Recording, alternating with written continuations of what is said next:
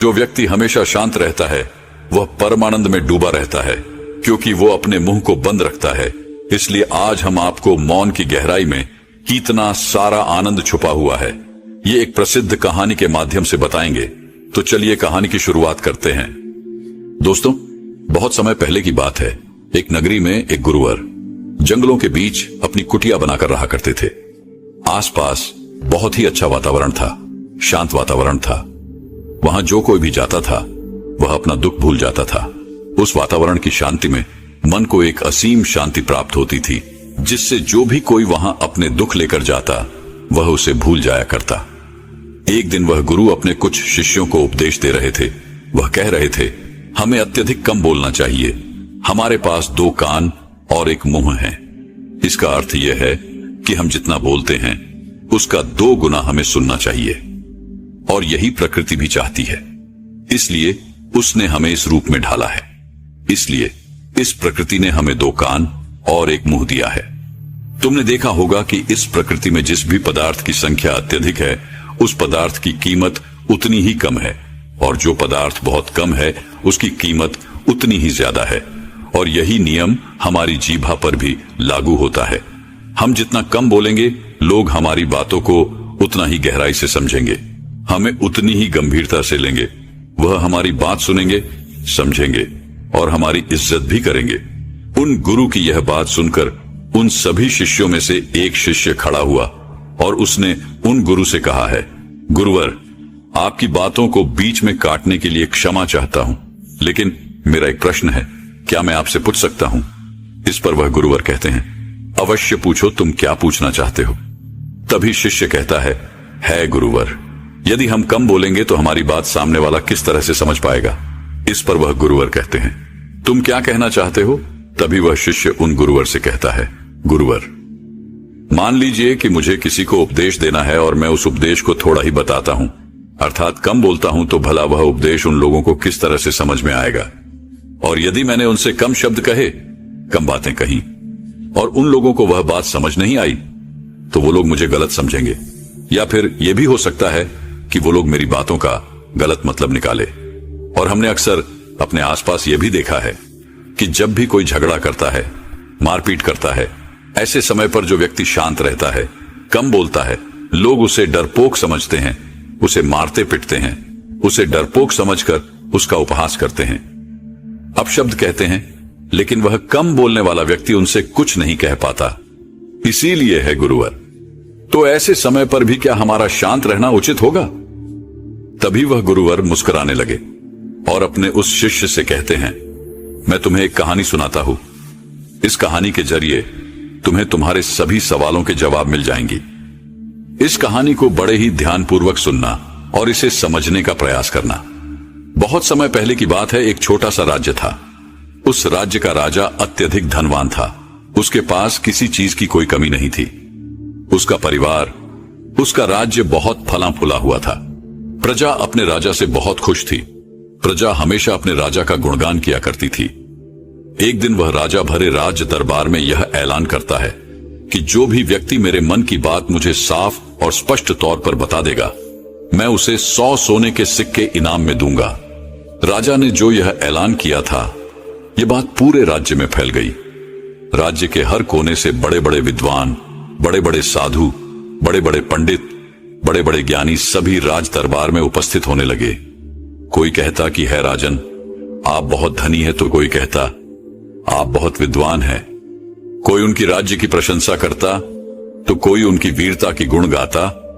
कोई उनकी प्रजा के बारे में कहता, तो कोई उनकी ज्ञान की बातें करता। लेकिन सभी की बातें सुनकर राजा केवल एक ही बात कहता था, नहीं, इनमें से कोई भी बात मेरे मन में नहीं है। इनमें से कोई भी बात मेरे दिल की है ही नहीं। सभी ने बहुत प्रयत्न किए, सभी ने बहुत अच्छी अच्छी बातें उस राजा को बताई, लेकिन राजा हर बार केवल एक ही बात कहता था कि जो भी बातें आप लोगों ने कही हैं, ऐसी कोई भी बात मेरे मन में है ही नहीं।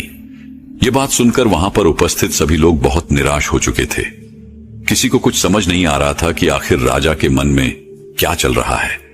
राजा किस बात से प्रसन्न होंगे और कैसे उन्हें वह 100 सोने के सिक्के प्राप्त होंगे। जहां एक तरफ राज दरबार में बड़े बड़े विद्वान पंडित साधु उपस्थित थे। वहीं दूसरी तरफ उसी नगर में एक गरीब ब्राह्मण भी रहता था। एक दिन उसकी पत्नी उस ब्राह्मण से कहती है, आप यहां बैठे बैठे क्या कर रहे हो? राज दरबार में जाओ। राजा ने ऐलान किया है कि जो भी उनके मन की बात उन्हें बताएगा, उन्हें वह 100 सोने के सिक्के इनाम में देंगे। यह आवाज सुनने के बाद से बड़े बड़े विद्वान, बड़े बड़े पंडित, बड़े बड़े साधु और बड़े बड़े ज्ञानी राजा के दरबार में उपस्थित हैं और उन्हें तरह तरह की बातें बता रहे हैं। आप भी वहां क्यों नहीं जाते? आप भी वहां जाओ। राजा को उनके मन की बात बताओ ताकि राजा प्रसन्न हो सके और आपको इनाम में 100 सोने के सिक्के दें। अपनी पत्नी की यह बात सुनकर वह ब्राह्मण कहता है, तुम मूर्ख हो क्या? वे लोग राजा के बड़े खास लोग हैं, वो बड़े विद्वान हैं, पंडित हैं, ज्ञानी हैं उनके सामने। भला मैं क्या हूं? वह काम बड़े बड़े पंडितों का है, बड़े बड़े साधुओं का है, जिसने भी इस दुनिया का बहुत सारा ज्ञान अर्जित किया होगा। यह उसी के बस की बात है, मेरे बस की नहीं। वैभव राजा के मन की बात किस तरह समझ सकता हूं? हम गरीब हैं और हमें उस राज दरबार में जाने के लिए भी अनुमति चाहिए, और ऐसे में तुम मुझे उस राज दरबार में भेजना चाहती हो? यदि मैंने उनके मन की बात कह भी दी तो वह भला हमें 100 सोने के मोहरे क्यों देंगे? अपने पति की यह बात सुनकर उसकी पत्नी कहती है, ओहो, मुझे कुछ नहीं पता। आप उस राज दरबार में जाइए और जैसा मैं कहती हूं बिल्कुल वैसा कीजिए। जब आप उस राज दरबार में जाएंगे और राजा जब आपकी तरफ देख रहे होंगे, तब आपको पूर्व दिशा की तरफ अपनी एक उंगली उठा देनी है। और मुझे पता है कि राजा बहुत समझदार है, वह आपकी बात जरूर समझ जाएगा और आपको 100 सोने के सिक्के इनाम में देगा। अपने पत्नी की यह बात सुनकर वह ब्राह्मण जोर से हंस पड़ता है और कहता है, अरे तुम मूर्ख हो गई हो क्या? तुम्हें क्या लगता है एक पूर्व दिशा में मेरी एक उंगली उठाने से राजा मुझे 100 सोने के सिक्के दे देगा और वहां पर जो बड़े बड़े विद्वान, पंडित, साधु और ज्ञानी बैठे हुए हैं, वो लोग चुपचाप केवल नजारा देखते रहेंगे? क्या वह कुछ नहीं कहेंगे? इस पर उस ब्राह्मण की पत्नी कहती है, मैंने आपसे जितना कहा है आप बस उतना कीजिए और आप देखेंगे कि राजा आपको ही 100 सोने के सिक्के इनाम में देंगे। ब्राह्मण की पत्नी जैसे तैसे अपने पति को मना लेती है। अगले ही दिन वह ब्राह्मण राज दरबार में पहुंचता है। वह ब्राह्मण बहुत ही डरा सहमा हुआ था। इतने लोगों की भीड़ को देखकर वह बहुत डर रहा था, लेकिन वह अपनी पत्नी की बात मानकर उस राज दरबार में उपस्थित खड़ा रहा। जैसे ही राजा की नजर उस ब्राह्मण पर पड़ी, वह ब्राह्मण अपनी पत्नी की बात मानते हुए एक उंगली पूर्व दिशा की तरफ उठा देता है। यदि राजा बहुत प्रसन्न होता है और राजा तुरंत ही उसे 100 सोने के सिक्के इनाम में देता है। ये सब देख वहां पर उपस्थित बड़े बड़े विद्वान, पंडित, साधु और ज्ञानी सभी लोग आश्चर्यचकित रह गए कि आखिर ऐसा इसने क्या कह दिया जो राजा को बहुत अच्छा लगा। हर कोई यह सोचकर हैरान था कि इस ब्राह्मण ने तो केवल एक उंगली ही उठाई थी और इसे 100 सोने के सिक्के मिल भी गए। यह सब देखकर वहां पर उपस्थित हर कोई अचरज में था और वह ब्राह्मण अपने 100 सोने के सिक्के लेकर अपने घर लौट गया और खुशी खुशी वह 100 सोने के सिक्के अपनी बीवी के हाथ में रख देता है और कहता है, राजा ने मुझे ये 100 सोने के सिक्के इनाम में दिए हैं और जैसा कि तुमने कहा था, मैंने पूर्व दिशा की तरफ केवल एक उंगली ही उठाई थी, लेकिन मैं अब तक यह समझ नहीं पाया कि इसका अर्थ क्या हुआ। उस राजा को मेरी इस एक उंगली से क्या समझ में आया? उस ब्राह्मण की पत्नी उस ब्राह्मण से कहती है, यह सब जाने दो, आपको यह बात बताकर कोई मतलब नहीं। आप बैठ जाओ और कल फिर आपको उसी राज दरबार में फिर जाना है। वह ब्राह्मण कहता है, कल फिर जाना है? नहीं नहीं, मैं नहीं जाऊंगा। वैसे भी आज सभी लोग मुझे घूर घूर कर देख रहे थे। न बाबा न मैं नहीं जाऊंगा। लेकिन जैसे तैसे उसकी पत्नी उसे समझा लेती है। अगले दिन ब्राह्मण एक बार फिर तैयार होता है और अपनी पत्नी से पूछता है, अच्छा बताओ आज मुझे क्या करना है? तभी उस ब्राह्मण की पत्नी कहती है, आज आपको पश्चिम दिशा की तरफ अपनी एक उंगली उठानी है। वह अपनी पत्नी की बात मानकर फिर से एक बार राज दरबार पहुंच जाता है। जैसे ही राजा की नजर उस पर पहुंचती है, वह ब्राह्मण अपनी एक उंगली पश्चिम दिशा की ओर उठा देता है। यह देख राजा एक बार फिर प्रसन्न हो जाता है। वह राजा उन्हें 100 सोने के सिक्के फिर से इनाम दे देता है। यह सब देखकर वहां पर उपस्थित हर कोई बड़ा हैरान थे। हर कोई अचरज में था कि आखिर ये सब हो क्या रहा है।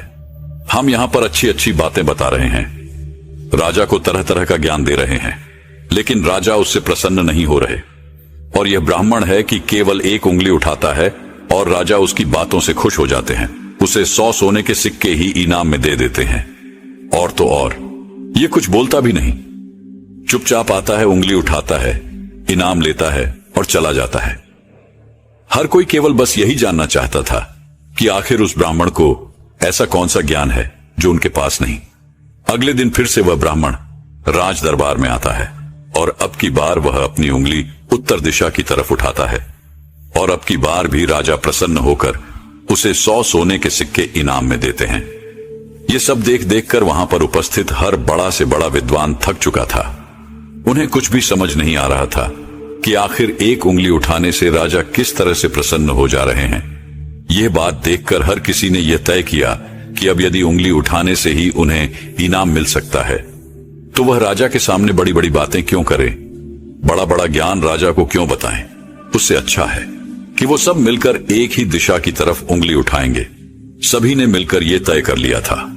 अगले दिन सुबह सुबह वह ब्राह्मण फिर से राज दरबार में आने के लिए तैयार हो रहा था और वह अपनी पत्नी से पूछता है, बताओ आज मुझे क्या करना होगा। इस पर उसकी पत्नी कहती है, आज आपको कुछ नहीं करना, आज आप घर पर ही बैठे। उस दिन सभी ब्राह्मण, सभी विद्वान, सभी साधु संत वहां पर उपस्थित थे।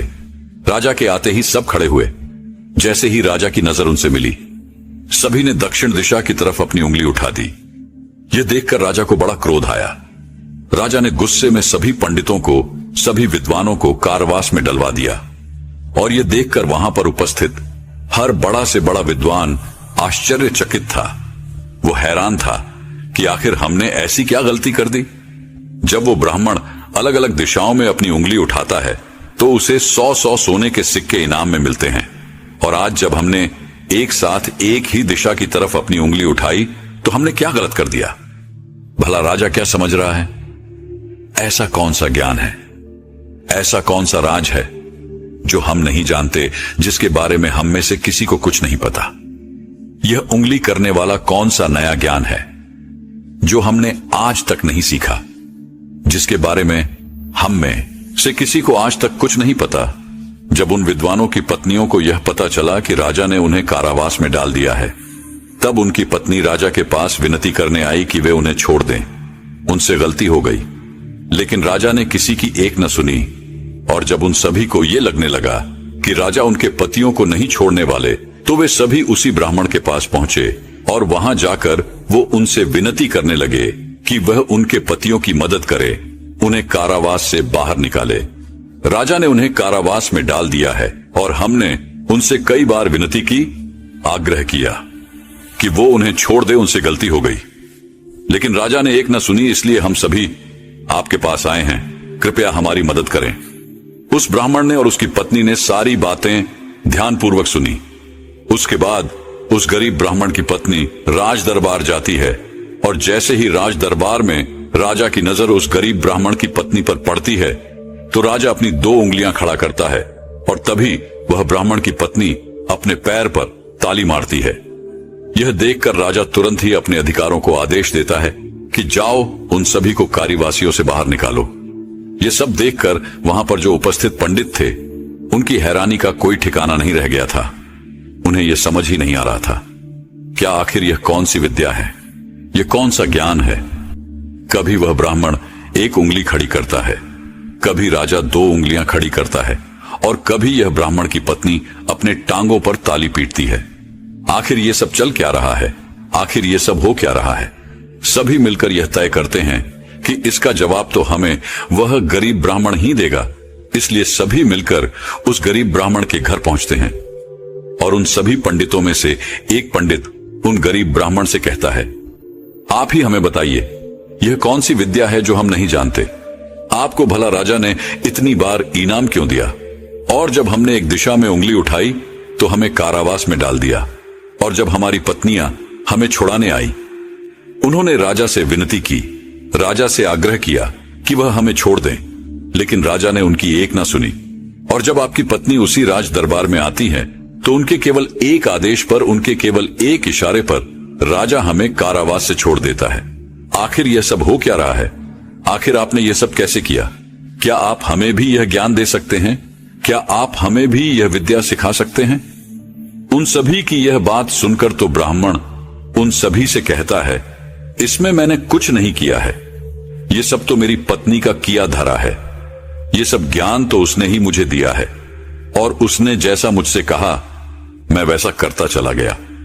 तभी वो ब्राह्मण की पत्नी उन पंडितों से कहती है, मैंने पहले दिन अपने पति को कहा था कि वह पूर्व दिशा की ओर अपनी एक उंगली उठाए, और उन्होंने बिल्कुल वैसा ही किया, क्योंकि राजा का पूरा राज्य पूर्व दिशा में फैला हुआ है, और पूर्व दिशा में उनका यह राज्य अटल रहे, अटल रहे। कुछ यही बात राजा के मन में भी चल रही थी, जो राजा के दिल की बात थी। इसीलिए राजा प्रसन्न हुआ, और राजा ने मेरे पति को 100 सोने के सिक्के दिए। दूसरे दिन जब मेरे पति आए तो मैंने उन्हें कहा कि तुम आज के दिन पश्चिम दिशा की तरफ अपनी एक उंगली उठाना, जिसका अर्थ यह था कि आपका राज्य सूरज के उगने से ढलने तक के बीच में आप ही का राज्य रहेगा। यह बात राजा समझ चुके थे, क्योंकि राजा बहुत ज्ञानी है। इसी कारण राजा ने फिर से प्रसन्न होकर मेरे पति को 100 सोने के सिक्के दिए। तीसरे दिन मैंने अपने पति को यह कहा था कि वह उत्तर दिशा की ओर अपनी उंगली उठाए, और इन्होंने राज दराबाद में बिल्कुल वैसा ही किया। उत्तर दिशा की तरफ उंगली उठाने का अर्थ यह था कि जिस प्रकार इस राज्य के जो पहले राजा थे उनका राज्य अटल था, ठीक उसी प्रकार आपका राज्य भी अटल रहेगा। और यह बात भी राजा के मन की ही थी, जिस कारण राजा ने प्रसन्न होकर उन्हें 100 सोने के सिक्के इनाम दिए। लेकिन चौथे दिन जब मेरे पति तैयार होकर राज दरबार के लिए निकल रहे थे, तब मैंने इन्हें मना कर दिया। मैंने इन्हें घर पर ही बिठा दिया, क्योंकि मैं जानती थी अब आगे हमें कोई भी सोने के सिक्के नहीं मिलने वाले। उनके मन की जो भी बातें थी वो हमने पहले ही कर दी थी। लेकिन उसी वक्त आप लोगों की मूर्खता के कारण आप सभी ने दक्षिण दिशा की तरफ उंगली उठा दी, और इधर तो राजा रावण का राज्य चला गया। उसे मार दिया गया था, इसलिए राजा ने इसे एक गलत निर्देश समझा, एक गलत संदेश माना, और आप सभी को कारावास में डाल दिया। तभी उन सभी पंडितों में से एक पंडित यह कहता है कि यह सब तो ठीक है, लेकिन आपने हमें बाहर कैसे निकाला, जबकि राजा ने तो हमें बाहर निकाले से मना कर दिया था। तभी वह ब्राह्मण की पत्नी कहती है, जब मैं अपने हाथों में चारा लेकर राज दरबार पहुंची तो राजा ने 2 उंगली खड़े कर दी, और मैं उनका संदेश समझ चुकी थी। इसलिए मैंने अपने हाथों से अपने पैरों पर काली पीटी, जिसका अर्थ यह था कि यह तो केवल जानवरों की जैसे हैं, ये तो केवल खाने वाले हैं। राजा का अर्थ यह था कि जानवर 2 प्रकार के होते हैं, सिंह वाले और बिना सिंह वाले, और मेरे ताली पीटने का अर्थ यह था, ये तो बिना सिंह वाले हैं और इनसे आपको कोई नुकसान नहीं, ये तो केवल खाने वाले जानवरों में से हैं, ये आपको कभी भी नुकसान नहीं पहुंचा सकते। और इसी कारण राजा ने आप सभी को कारावास से बाहर निकाल दिया। इतना कहकर उन गुरु ने अपनी यह कहानी यहीं पर समाप्त कर दी, और आगे वह अपने शिष्यों को उपदेश देते हुए कहते हैं कि हम कम से कम शब्दों में भी किसी को बड़ा से बड़ा ज्ञान दे सकते हैं। इससे यह भी साबित होता है कि हम कम से कम शब्द बोलकर अपना ज्ञान किसी को भी समझा सकते हैं। लेकिन यहां पर एक बात और समझने वाली यह है कि जो ज्ञान अर्जित कर रहा है, जिसे हम यह ज्ञान दे रहे हैं, वह अभी उस ज्ञान को समझने वाला होना चाहिए, ज्ञानी होना चाहिए। तभी तो ज्ञान देने का हमारा मकसद पूरा हो सकेगा। अन्यथा हम चाहे कितने भी शब्द बोले, उसे कितना भी समझा ले, उसे कितना भी ज्ञान क्यों ना दे दे, हमारा मकसद कभी पूरा नहीं हो पाएगा, क्योंकि वह हमारी बातें कभी समझ ही नहीं पाएगा। वह तो एक जानवर की तरह होगा जिसे ज्ञान देकर हमारा कोई लाभ नहीं होगा। अज्ञानी को ज्ञान देकर हमें कोई लाभ नहीं। हाँ, यदि आप अज्ञानी को ज्ञान देना ही चाहते हैं तो इसका अर्थ यह नहीं कि आप ज्यादा शब्दों का उपयोग करें, आप बहुत कम शब्दों में भी उसे वह ज्ञान दे सकते हैं। आगे वह गुरुवर अपने सभी शिष्यों से कहते हैं कि हमें अपने जीवन में इन 5 परिस्थितियों में हमेशा चुप रहना चाहिए। जब भी कोई इन 5 परिस्थितियों के समय पर बहुत कम बोलता है या फिर बोलता ही नहीं है, तो ऐसे लोगों को इज्जत दी जाती है, उनका सम्मान किया जाता है, उन्हें एक अलग नजर से देखा जाता है। ऐसे लोगों को लोग ज्ञानी समझते हैं, क्योंकि उन्हें पता है कब और कहां बोलना है और कितना बोलना है। सबसे पहली बात बताते हुए वह गुरुवर कहते हैं कि जब कोई व्यक्ति तुम्हारी भावनाओं को, तुम्हारे शब्दों को नहीं समझ पा रहा, ऐसी परिस्थिति में इंसान का चुप रहना ही उचित है, क्योंकि हम में से अधिकांश से लोग बेवजह ही अपने दुख, अपनी पीड़ाएं, अपनी तकलीफें लोगों के साथ साझा करने की आदत होती है। लेकिन वो यह नहीं जानते कि जिन्हें वो अपनी तकलीफें साझा कर रहे हैं, उन्हें आपकी तकलीफों से कोई मतलब नहीं। वह तो आपकी तकलीफों का फायदा उठाना चाहते हैं। वह तो आपकी तकलीफों को सुनकर मन ही मन में खुश हो रहे हैं, क्योंकि उन्हें अब यह पता चल चुका है कि जितना कुछ वो आपको समझते थे, जितना सुखी वो आपको समझते थे, आप अंदर से उतने सुखी हैं नहीं। आपका सुख चैन लुट चुका है और यह जानकर उन्हें बहुत प्रसन्नता होती है। वह बहुत खुश होते हैं और ऐसे समय पर वह आपका साथ भी छोड़ देते हैं, क्योंकि कोई भी एक दुखी व्यक्ति के साथ रहना पसंद नहीं करता।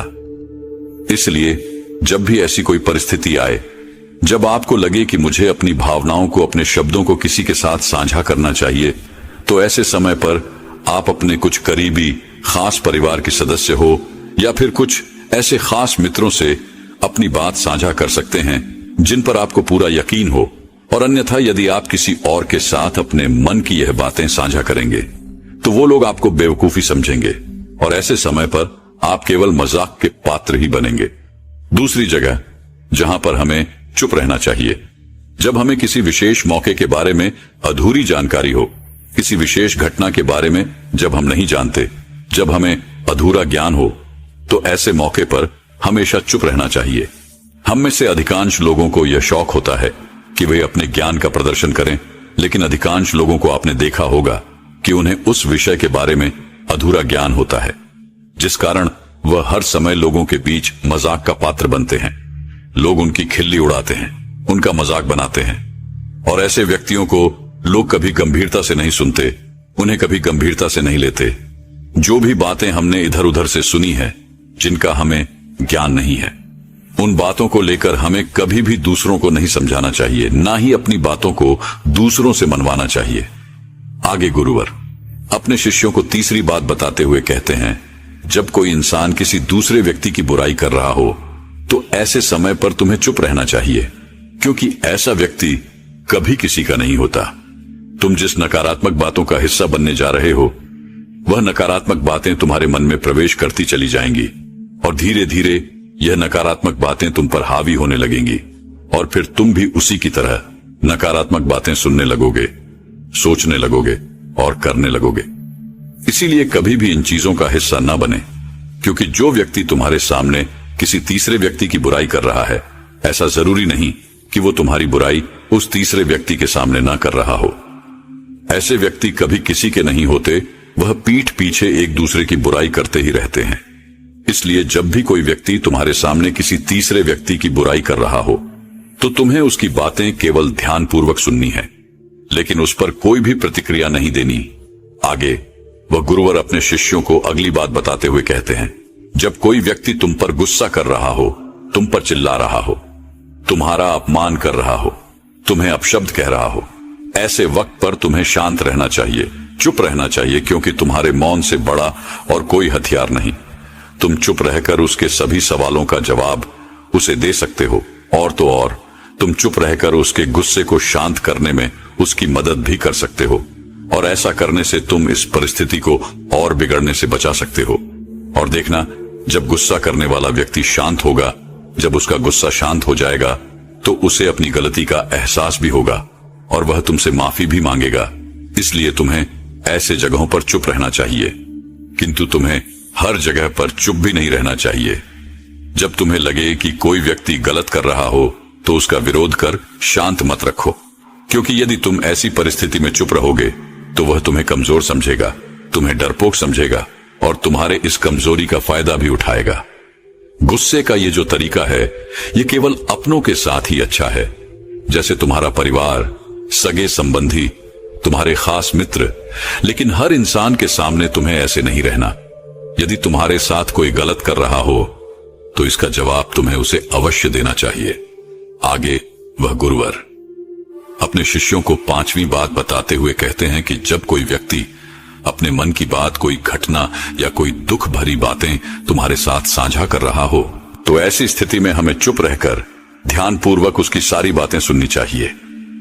आपने तो देखा ही होगा, जब हम अपनी परेशानी किसी के साथ साझा कर रहे होते हैं, उसी वक्त हमारा कोई ऐसा मित्र या फिर कोई ऐसा सगा संबंधी अवश्य होता है जो हमारी बात पूरी करने से पहले हमें समाधान देना शुरू कर देता है। और जब कोई ऐसा करता है तो हमारे मन में क्रोध उत्पन्न होता है। हम उस व्यक्ति से बात तक करना पसंद नहीं करते, जबकि ऐसी परिस्थिति में हमें शांत रहना चाहिए, क्योंकि सामने वाला हमसे यही उम्मीद करता है। हम शांत रहकर उसकी सारी बातें ध्यानपूर्वक सुने, जिससे जब वह अपनी बात पूरी करे तो उसे शांति का अनुभव हो। और जब हम ऐसा करते हैं तो उसके मन में हमारे लिए और भी इज्जत बढ़ जाती है। वह यह जान पाता है कि कोई तो है जो हमारी बातें सुनता है, हमें समझता है, जिससे वह तुम्हारी और भी इज्जत करता है, वह तुम्हारा और भी सम्मान करने लगता है। इसलिए ऐसी परिस्थितियों में हमें चुप रहना चाहिए। इतना कहकर वह गुरुवर आगे कहते हैं कि इन 5 स्थितियों को हमेशा याद रखना, और यहां पर इंसान को हमेशा कम ही बोलना चाहिए, क्योंकि इंसान एक दुकान की तरह है और दुकान का ताला है हमारी जीभा। और जब इस ताले से हमारी दुकान खुलती है, अर्थात हमारे अंदर की बातें जब बाहर आती हैं, तभी पता चलता है कि यह इंसान अंदर से कोयले का है या फिर सोने का। इसीलिए कम बोलें, लेकिन अपने शब्दों की कीमत बढ़ा दे। और यह तभी होगा जब आप हर परिस्थितियों में सोच समझकर बोलेंगे, कम बोलेंगे और उचित बोलेंगे। तो चलिए कहानी शुरू करते हैं। एक बार की बात है, एक युवा लड़का एक बार एक बौद्ध भिक्षु के पास पहुंचा। वह काफी परेशान लग रहा था और उसने बौद्ध भिक्षु से जाकर पूछा कि हे महात्मा, मैं अपने आप से परेशान हूं, अपने आप से दुखी हूं। बाहरी रूप से मुझे कोई दुख नहीं है, मैं धन धान्य संपन्न हूं, मुझे कोई शारीरिक रोग भी नहीं है, लेकिन मैं खुद से परेशान रहता हूं, अपने मन से परेशान रहता हूं। अक्सर मेरी बातों को मेरा कोई भी दोस्त गंभीरता से नहीं लेता है, और ना ही मेरे परिवार के लोग मेरी किसी बात को गंभीरता से लेते हैं। मैं जो कुछ भी सलाह देता हूं, या तो वह उसे मजाक में उड़ा देते हैं या फिर उसे गंभीरता से लेते ही नहीं है। मेरी बातों को कोई गंभीरता से क्यों नहीं लेता है? क्यों मेरी बातों पर कोई अमल नहीं करता? क्यों मेरी बातों में कोई रुचि नहीं दिखाता? क्या कारण है? कृपया मुझे बताने का कष्ट करें और मेरे मन के इस दुख को दूर करें। यह सुनकर बौद्ध भिक्षु ने कहा कि आज सुबह में 40 ध्यान करके वापस आ रहा था। रास्ते में कुछ कौवे कांव कांव कर रहे थे, और वहीं पर जब मैं चलता हुआ कुछ दूर आया तो मुझे एक मोर की मधुर आवाज सुनाई दी। यह सुनकर अचानक मेरे मन में ख्याल आया कि कौवे कितना काम काम करते हैं, कितना बोलते रहते हैं, लेकिन कोई भी प्राणी कौवे की आवाज को पसंद नहीं करता। मोर हमेशा सही परिस्थिति के हिसाब से बोलता है। जब भी बारिश होने वाली होती है और बादल गरजते हैं और बारिश होने की आशंका होती है, ऐसे में मोर अपनी मधुर आवाज में गाता है, जो सभी को प्रिय होता है, सभी को अच्छा लगता है। ऐसे ही अगर इंसान सही परिस्थिति के हिसाब से सही शब्द बोले, सही वाणी बोले, तो वही वाणी दूसरों के लिए संगीत हो जाती है, संगीत बन जाती है, और दूसरे लोग तुमसे सम्मोहित हो जाते हैं, और वहीं पर तुम्हें सब लोग गंभीरता से लेने लगते हैं। और दूसरी तरफ अगर तुम यूं ही बेफिजुल ऐसे ही बोलते रहते हो, बिना किसी बात के बोले चले जाते हो, तो फिर तुम्हें कोई गंभीरता से नहीं लेता। तुम उस कौवे की भांति हो जाते हो जिसकी वाणी कोई पसंद नहीं करता, और बाद में तुम्हें दुख होता है कि तुम्हें कोई गंभीरता से क्यों नहीं लेता। इसीलिए अपने शब्दों को बेहद बुद्धिमानी के साथ इस्तेमाल करना सीखो। अगर तुम नहीं सीखोगे तो समाज में तुम्हें कोई सम्मान या कोई गंभीरता से नहीं लेगा। यह सुनकर वह युवा लड़का बोला कि हे महात्मा, मैं जानता हूं कि मैं ज्यादा बोलने की बीमारी से ग्रस्त हूं, मुझे इतना नहीं बोलना चाहिए, लेकिन मैं अपने आप पर काबू नहीं रख पाता, और ना ही मैं इतना बुद्धिमान हूं कि मैं अपने शब्दों को नाप तोल कर बोल सकूं। मैं तो किसी से बात करते वक्त इतना सोचता भी नहीं कि मुझे अपने शब्द किस तरह इस्तेमाल करने हैं। कृपया करके कुछ ऐसी परिस्थितियां बता दीजिए जहां पर मुझे कम बोलना है या फिर बोलना ही नहीं है, हमेशा चुप रहना है। अगर आप मेरा ऐसे मार्गदर्शन कर सकते हैं तो मेरा जीवन आसान हो जाएगा और मुझे ज्यादा दिमाग या अपनी बुद्धि लगाने की भी जरूरत नहीं पड़ेगी। यह सुनकर बौद्ध भिक्षु ने मुस्कुराते हुए कहा कि बेटा, वैसे तो इंसान को हर परिस्थिति में सोच समझकर ही बोलना चाहिए, लेकिन अगर वह हमेशा होश में नहीं रह पाता है, ध्यान में नहीं रह पाता है, तो मैं तुम्हारे दैनिक जीवन की कुछ ऐसी परिस्थितियां बता रहा हूं जहां पर तुम्हें हमेशा चुप रहना है। अगर तुम ऐसी जगहों पर कुछ बोलोगे तो जहां तुम्हारा अपमान ही होगा या फिर तुम्हें कोई गंभीरता से नहीं लेगा। सबसे पहली जगह है, या यूं कहे ऐसी परिस्थिति जहां पर इंसान को हमेशा चुप रहना चाहिए, वह है जब किसी ऐसे विषय के बारे में बातचीत हो रही हो जिसके बारे में आपको कोई जानकारी ही नहीं है। तो ऐसी परिस्थिति में व्यर्थ में बीच में टांग अड़ाना, अपना ज्ञान देना। व्यर्थ का ज्ञान आपको कुछ पता नहीं है, लेकिन फिर भी आप अपना ज्ञान देने के लिए उत्सुक हैं, तो ऐसी जगह पर आपका अपमान ही होगा। जरा तुम खुद सोचो, जब बीमार आदमी अपनी बीमारी के बारे में चर्चा कर रहा हो और आपको उस बीमारी के बारे में कोई भी ज्ञान नहीं है, लेकिन फिर भी आप व्यर्थ में, बेकार में उसे ऐसी ऐसी औषधियां बता रहे हैं जिनका उसकी बीमारी से कोई तालमेल ही नहीं है, तो ऐसे में आप अपनी प्रतिष्ठा अपने हाथों से खो रहे होते हैं और आपको पता ही नहीं होता। ऐसी परिस्थिति में आदमी को हमेशा सुनना चाहिए। ध्यान से सुनना भी एक कला होती है। अगर आप सुनने का दिखावा करेंगे तो कहीं ना कहीं सामने वाले आदमी को यह एहसास हो जाता है कि यह मेरी बात पूरे ध्यान से नहीं सुन रहा है।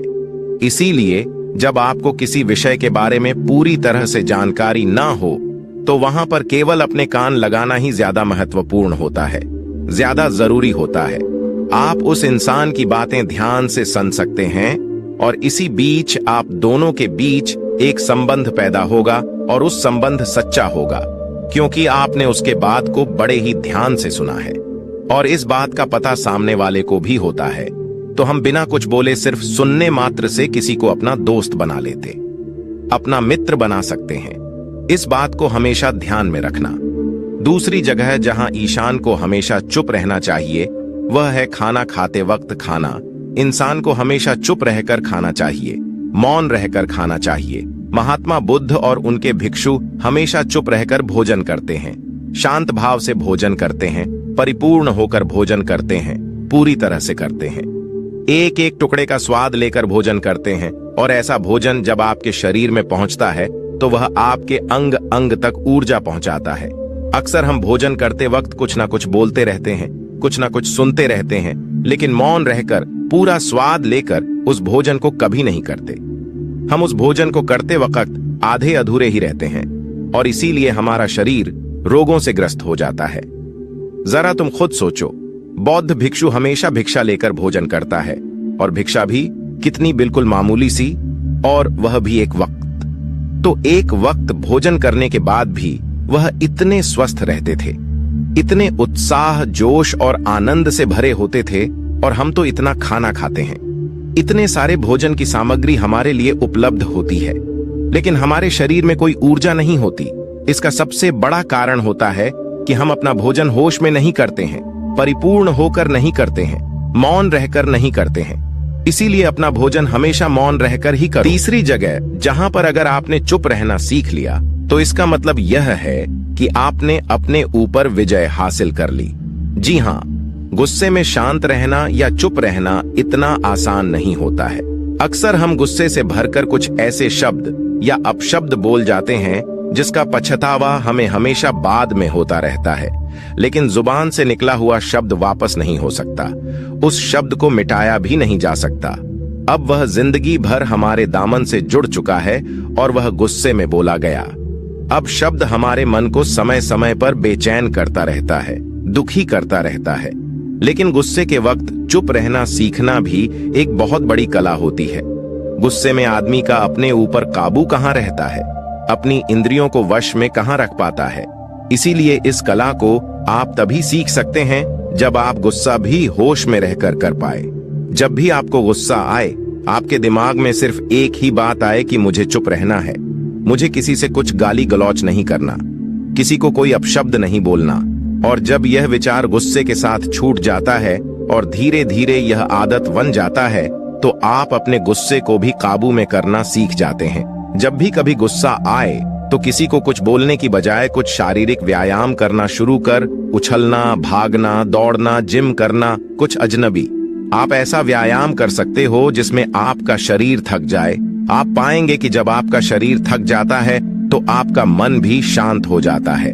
आपने उस गुस्से की ऊर्जा को एक सकारात्मक रूप दे दिया। और यही बुद्धिमान व्यक्ति की पहचान होती है, जो दूसरों के तानों से भी अपना घर बना लेता है, अपनी कामयाबी के रास्ते निकाल लेता है।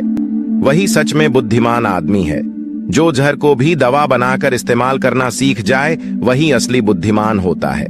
चौथी जगह जहां आप चुप रहेंगे तो आपके लिए वही सबसे ज्यादा बेहतर होगा, वही आपको सम्मान दिलाएगा। चौथी जगह है जब चार लोग आपस में बैठकर बातें कर रहे हो। कोई बैठक कर रहे हो तो वहां पर जब चार लोग बात कर रहे होते हैं तो चारों लोग एक साथ तो बात कर नहीं सकते। एक बार में एक व्यक्ति बोलेगा और तीन सुनेंगे, तभी वह बैठक कामयाब हो पाएगी, तभी वह चर्चा सही रूप में आगे बढ़ पाएगी। लेकिन अगर कोई आदमी ऐसा बैठा हुआ है जो बीच में ही दूसरे की बात काटकर अपनी बात को ऊपर रखना चाहता है, तो ऐसे में वह चर्चा या वह बैठक आपको कहीं नहीं पहुंचाएगी और चारों लोगों के बीच आप सबसे मूर्ख कहलाओगे। अगर आपको अपनी बात कहनी है तो सामने वाले को अपनी बात पूरा करने दो, उसके बाद अपने विचार रखो। यही एक भद्र पुरुष या फिर कहीं अच्छे आदमी की पहचान होती है। और आखिरी जगह, अगर हमारे माता पिता हमें कुछ कह देते हैं, हमारे बड़े बुजुर्ग हमें किसी बात पर डांट देते हैं या हमें थप्पड़ भी मार देते हैं, तो ऐसी जगहों पर आपका चुप रहना ही उनके प्रति सम्मान दिखाएगा, उनके प्रति आदर का भाव व्यक्त होगा। अगर आप उनके सामने उनका विरोध कर देते हैं, उनका प्रतिरोध कर देते हैं, तो वह गुस्सा तो थोड़ी देर बाद शांत हो जाएगा, लेकिन वह कही गई बात, वह विरोध किया हुआ शब्द या फिर कुछ भी उल्टा सीधा हमेशा आपके मन को सताएगा और आपके माता पिता को हमेशा यही लगेगा कि आज यह हमारी इज्जत नहीं करता, आज ही हमारी बात नहीं मानता, क्योंकि यह कमाने लग गया है, ये बड़ा आदमी बन गया है। ऐसी ऐसी बातें उठेंगी, ऐसे ऐसे तंज कसे जाएंगे। इसीलिए ऐसी जगह पर आप मौन रहिए, चुप रहिए, कुछ मत बोलिए। अपने गुस्से को अपने अंदर ही पी लीजिए, कुछ व्यायाम कर लीजिए, भाग लीजिए, दौड़ लीजिए, आपका मन अपने आप शांत हो जाएगा। आखिर में बौद्ध भिक्षु ने अपनी बात को खत्म करते हुए कहा कि कम शब्दों में अपनी भावनाओं को उतारना सीखो। शब्द हथियार की तरह होते हैं, बोलो तो होश में बोलो, ध्यान में बोलो।